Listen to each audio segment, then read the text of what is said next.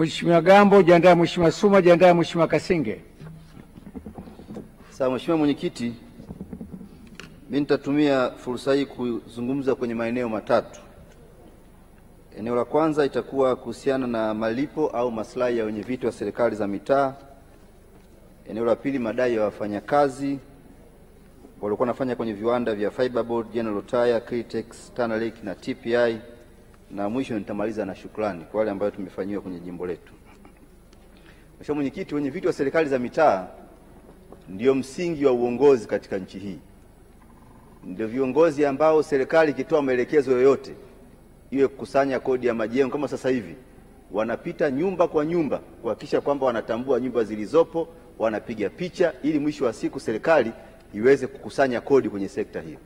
Lakini kwenye upande wa jiji letu la Arusha ambao tunakusanya zaidi ya bilioni 45, mwenyekiti wa serikali wa mtaa anapewa 100,000 tu kwa mwezi.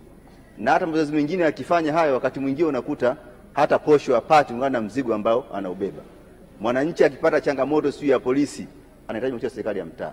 Akiwa ana shida sio ya ardhi, anamhitaji mtu wa mtaa, lakini anachokipata akiendana na mzigo anaopata. Lakini kibaya zaidi, pamoja na kupewa kiasi kidogo cha 100,000 kwa mwezi, na chenyewe pia hawapewi kwa wakati. Kwa mfano sasa hivi wanadai mwezi wa 4 na mwezi wa 5, na wako wengine ambao hawajalipwa toka mwezi wa 3. Sasa nilidhani kwa sababu serikali ya Daktari Samia Suluhu Hassan ni serikali ambayo inawajali Watanzania, na sisi wengine wote ukiangalia, Mheshimiwa Mwenyekiti, waheshimiwa wabunge, ikifika wakati tunapata mishahara yetu kwa wakati, tunapata posho kwa wakati. Waheshimiwa madiwani wanapata mishahara kwa wakati, wanapata posho kwa wakati. Watumishi wa umma Daktari Samia anawalipa kwa wakati. Lakini changamoto ni kwa serikali za mitaa. Tunaomba wanaohusika na kusimamia serikali za mitaa wahakikishe kwamba maslahi yao yanapatikana kwa wakati ili wapate morali wa kuendelea kufanya kazi, kwa sababu tayari Daktari Samia ametafuta fedha kwa ajili ya kuwalipa hawa. Changamoto iliyopo ni kwenye usimamizi katika ngazi zetu za chini. Lakini kubwa zaidi pia, sisi ambao tunachaguliwa kama madiwani, wabunge, baada ya miaka 5 tunapata gratuity au kiinua mgongo. Lakini wenyeviti wa serikali za mitaa hawapati chochote. Wakifanya kazi, wakimaliza wanaenda zao, watakaorudi sawa, ambao hawajarudi sawa. Hata kwa jiji la Arusha, kwa ambao walimaliza kipindi chao kilichopita, hata posho yao ya 100,000 tu hivi tunavyozungumza, wako baadhi mpaka leo hawajaweza kupata. Kwa hiyo tungependa serikali kwa kweli tusaidie kusimamia ili wenyeviti hawa waweze kupata maslahi yao. Lakini ningependa pia kwenye bajeti hii ya serikali, badala ya kuwalipa kwa 100,000 tu, kwa sababu mapato tunayo mengi kama jiji la Arusha, ukienda mkoa kama wa Dar es Salaam, majiji yote yale, ukienda Mbeya na maeneo mengine, nilikuwa nadhani wangelipwa angalau 300,000 kwa mwezi, ingeweza kuwasaidia kupata nauli na masuala madogo madogo ya kuongana na changamoto nyingine kwenye maeneo kama hayo. Maana sisi tukilipa 300,000 tu kwenye viti 154, tutatumia kama milioni 554 na 400,000, kitu ambacho na uhakika kiko ndani ya uwezo wetu sisi kama jiji la Arusha. Mheshimiwa Mwenyekiti, jambo la pili ambalo pia nadhani nilisemee ni kuhusiana na madai ya walikuwa wafanyakazi wa kiwanda cha Fiberboard, kiwanda cha General Tyre, Critex, Tanalek pamoja na TPI. Wamefanya kazi kubwa na kazi nzuri kwa miaka mingi. Kwa mfano, hawa wafanyakazi wa kiwanda cha Fiberboard wako wafanyakazi 353 ambao kwa tathmini yao walioitoa wanasema wanadai kama bilioni 9 wanatakiwa walipwe na serikali. Lakini kila siku wanaambiwa andika hiki, lete hiki, tutakuja kuhakiki, tutafanya hivi, na mwisho wa siku mpaka leo hakuna ambacho kimepatikana toka mwaka 98. Tuna wafanyakazi pia wa General Tyre ambao pia wako 317 ambao wameniambia mpaka sasa hivi katika 317 wafanyakazi 72 wamefuatilia mafao ya haki zao, mwisho wa siku mpaka wengine wamefariki, na mpaka leo hata hakuna ambacho kimepatikana. Lakini kuna kiwanda pia cha Critex, kuna kiwanda pia cha Tanalek pamoja na kiwanda cha TPI.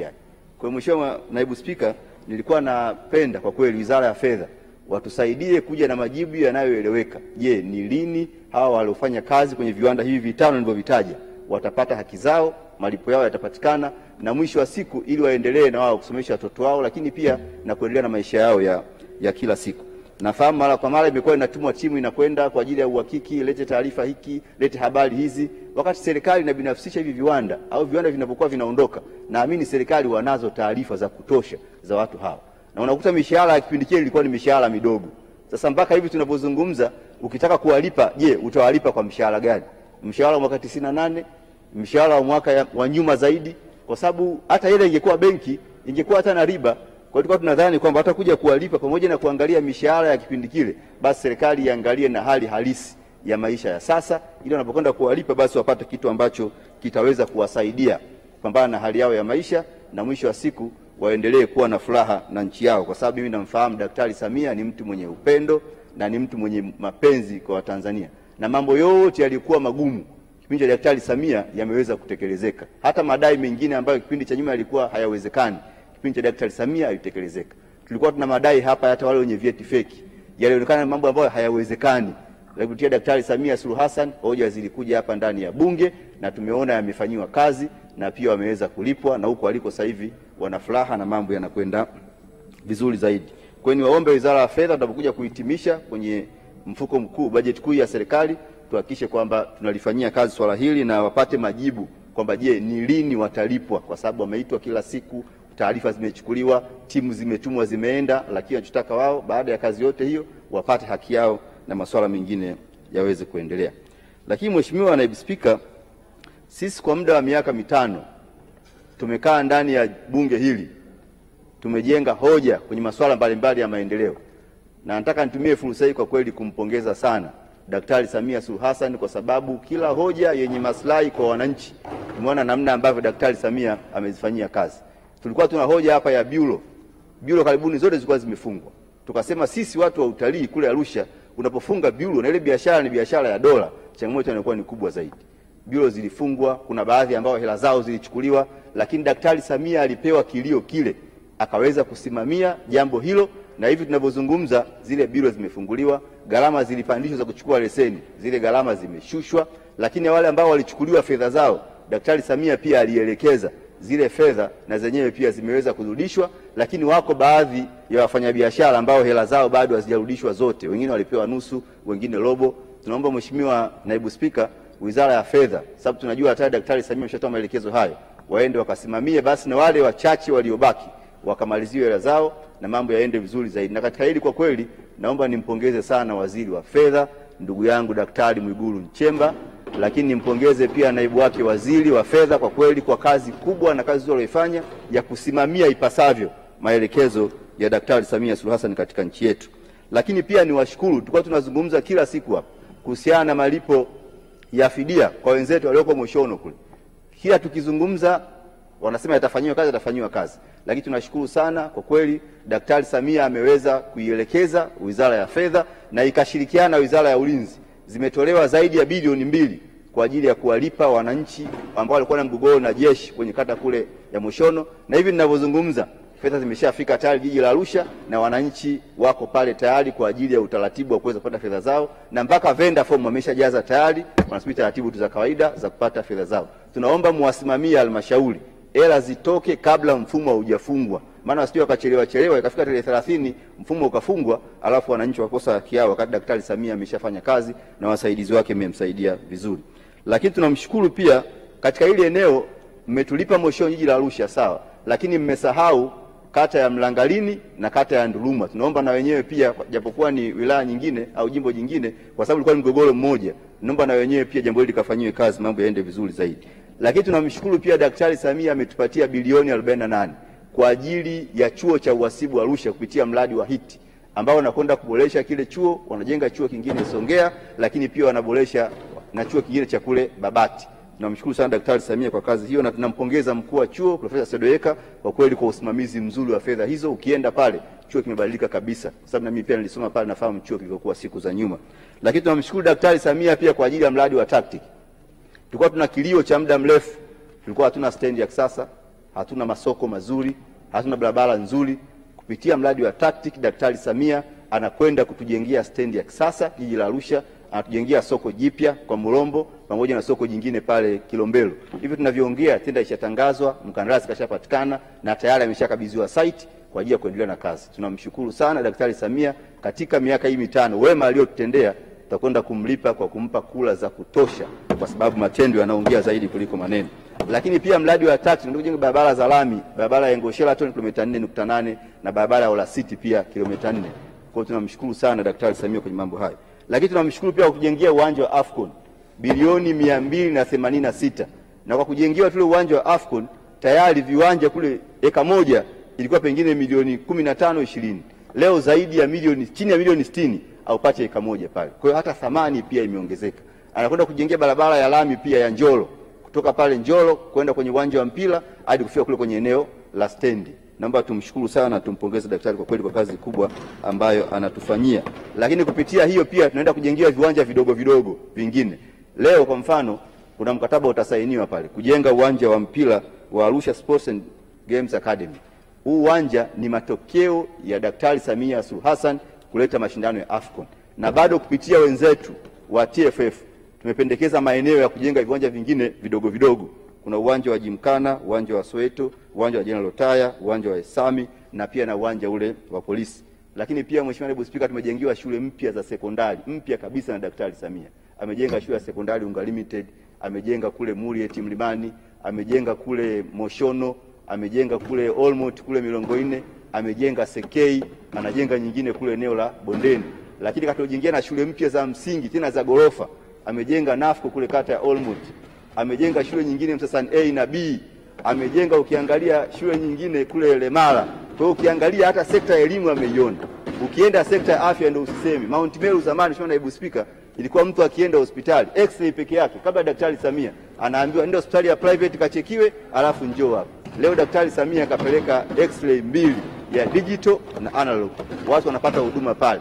Amewapelekea CT scan, kaibadilisha ile hospitali. Anajenga vituo vya afya vipya. Nenda Sokoniwani, nenda kule kwenye kata ya Olmot. Sasa hivi kuna vya mkakati Sinoni tutajenga kituo pale. Kaboresha pale Kaloleni, ameboresha ukienda na kule Levolosi ameboresha. Nenda Elelai, kajenga kituo kingine kipya pale ukienda Ola City. Unaona kabisa mambo yaliyofanyika Mheshimiwa Naibu Spika katika jiji la Arusha kwa kweli haijawahi kutokea. Ndio maana sisi tunasema Daktari Samia mitano tena, tunasema kwa sababu tuna ushahidi na mambo tunayoyasema. Daktari Samia kabla hajaingia madarakani, utalii ulikuwa ni changamoto. Vijana walikosa ajira kwenye magari ya utalii, walikuwa wanafanya hiyo kazi.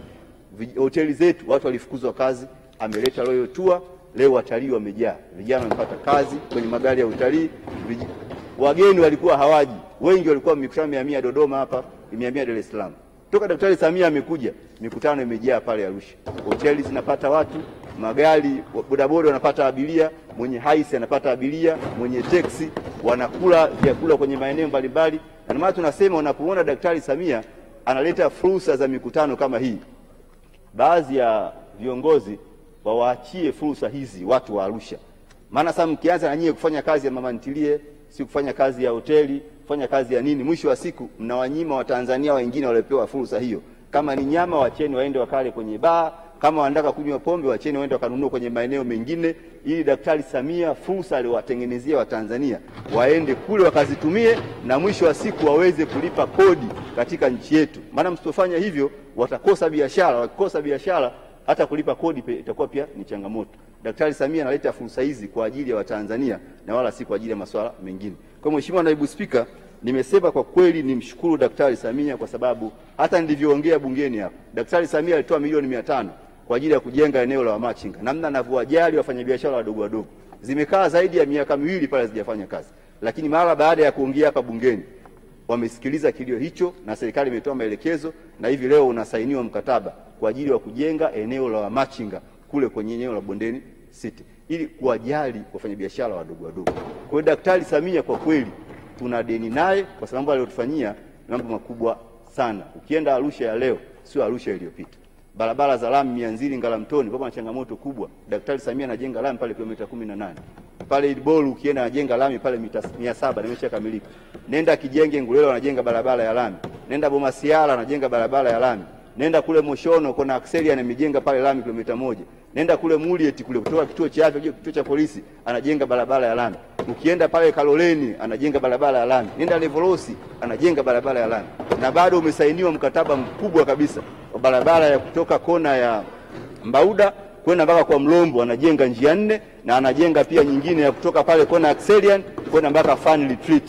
Daktari Samia kwa mambo alifanya ni makubwa sana na tumefurahi sana kuona wamekamilisha tayari mbuzi ya kinifu wa kutoka pale airport ya Kisongo kwenda mpaka Kilombero na tumeambiwa tayari fidia zaidi ya bilioni 10 wakati wote italipwa. Ni imani yangu kwamba baada ya kulipa fidia atatangaza tenda ili njia hii itengenezwe, watu waweze kunufaika. Mheshimiwa Gambo, hiki ni kipindi cha kuhesabu faida. Kama bado kuna mambo mazuri ya Mheshimiwa Rais, endelea kuyasema.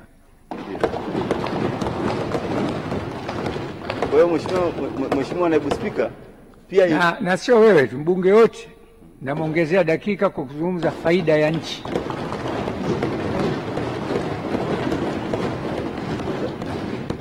Mheshimiwa Naibu Spika, Daktari Samia Suluhu Hassan kwa wakati wote, sisi kama watu wa Arusha tumekuwa tunahangaika sana na mradi wa Arusha Kibaya Kongwa. Awamu zote umezungumzwa, lakini ule mradi haujawahi kutekelezwa. Leo kupitia Daktari Samia Suluhu Hassan tayari mkataba umesainiwa. Tunakwenda kuanza na kilomita 70. Na kilomita 70 zile kama nilivyosema, tunajenga njia 4 kutoka pale kona ya Mbauda tunakwenda mpaka roundabout ya kwa Mlombo. Na baada ya roundabout ya kwa Mlombo mbele yake kidogo ndo Daktari Samia pale anajenga stendi ya kisasa ili watu wakitaka kwenda stendi wasipate changamoto yote. Lakini pia baada tunajenga barabara ya lami kutoka kona ya Kisene pale Moshono inakwenda mpaka kule Fan Retreat ambako wako baadhi ya wawekezaji kama Tanform wanajenga kiwanda kipya cha kisasa pale. Daktari Samia ameona kazi hiyo anayoifanya, ameamua kuwapelekea barabara ya lami ili mambo yaendelee vizuri zaidi. Kwa hiyo wale ambao wanasimamia mradi huu kwa maana ya TANROADS na Wizara ya Ujenzi, kwa sababu mkataba umeshasainiwa, naomba mkandarasi afike site mapema ili Watanzania waendelee kula matunda Daktari Samia Suluhu Hassan.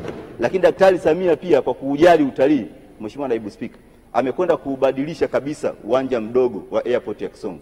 Uwanja ambao siku za nyuma palikuwa hakuna mabanda ya abiria, sasa hivi amejenga mabanda ya abiria. Ule uwanja ulikuwa hauna taa, sasa hivi ameweka taa, ndege zitakuwa zinatua hata usiku.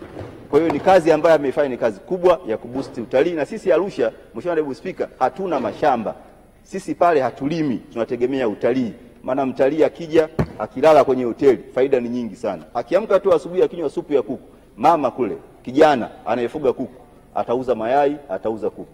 Wewe Masai unayeuza kule ng'ombe, utauza maziwa yako, utauza nyama ya ng'ombe. Wewe unayeuza mbuzi, ni hivyo hivyo. Unayeuza mboga, utauza vitu vyako. Unayeuza mchele, unauza. Kwa hiyo inaongeza mzunguko kwenye uchumi wetu. Hata wageni wanaokuja kulala pale Arusha wana faida kubwa. Wakilala kwenye mahoteli, ajira hivyo zinapatikana. Lakini wakila kwenye hoteli chochote kile, wewe unayefanya biashara ndogo ndogo unapata hiyo fursa. Kwa hiyo Daktari Samia kitendo cha kutetea Royal Tour ametuokoa watu wa Arusha, ameondoa changamoto ya Arusha, na namna anavyoijali Arusha. Hata mwaka huu tumeona amepitisha mapato yale yanayotokana na Ngorongoro pamoja na TANAPA. Sasa hivi watabaki nayo wenyewe ili waendelee kurekebisha miundombinu ya ndani, barabara zikae vizuri ili watalii wakija mambo mazuri zaidi, lakini pia na masuala mengine yanayohusiana na maendeleo. Kwa hiyo Mheshimiwa Naibu Spika, kwa kweli namshukuru pia sana Mheshimiwa Waziri wa Fedha, ndugu yangu na rafiki yangu Daktari Mwigulu Nchemba, kwa sababu kama na naibu wake waziri pamoja na katibu mkuu, kama wasingekuwa na waziri mwenye kuweza kumsoma Daktari Samia anataka nini, haya tunayasema yote yasingewezekana. Lakini Dr. Mwigulu pamoja na wasaidizi wake wamemsoma Daktari Samia. Hakuna mfanyabiashara yote akionewa. Mmemsikia Daktari Samia amesema kwenye ziara yake, watu wasifunge akaunti za wafanyabiashara, watu wasiwaonee wafanyabiashara, lakini wafanyabiashara pia wasikwepe kulipa kodi kwa sababu kuna haya maneno. Kwa hiyo watimize wajibu wao, walipe kodi, na serikali hii ya Daktari Samia iko tayari kuwalinda ili mambo yaweze kwenda. Kwa hiyo nakupongeza sana Mheshimiwa Waziri, kwa kweli kwa kazi hiyo uliyofanya, ni kazi iliyotukuka, na tumeona hata wale ambao wanasema kuhusu changamoto ya mikopo, sisi Mheshimiwa Naibu Spika ni wanufaika wa mikopo katika nchi. Hizi miradi ninayoisema hapa inatokana na mikopo ya World Bank. Leo tunajenga stendi, ni mkopo wa World Bank. Tunajenga yale masoko ya Kilombero, tunajenga soko la Morombo, ni mkopo wa World Bank. Tunaweka lami ya Engo Sheraton, lami ya Ola City na lami ya Oljolo kwenda stendi, ni mkopo wa World Bank. Kwa hiyo kama kuna mtu haoni mikopo inavyotumika huko kwake, aje kwenye jimbo la Arusha tuonyeshe mfano wa namna ambavyo mikopo hii ina manufaa katika nchi yetu na katika taifa letu. Kwa hiyo Daktari Samia sisi tunamwambia alale usingizi. Arusha mjini anakula za kitosha. Tutamtetea asubuhi, tutamtetea mchana, tutamtetea jioni, kwa sababu kazi alizofanya ni kazi ambazo zinamuuza, na wanasema Waswahili kizuri cha jiuza. Daktari Samia hana mpinzani na tutahangaika naye mpaka aweze kupata kura za kutosha. Baada ya kusimama, Mheshimiwa Naibu Spika, nakushukuru sana na kutakia kila la heri kwenye jimbo lako. Asante.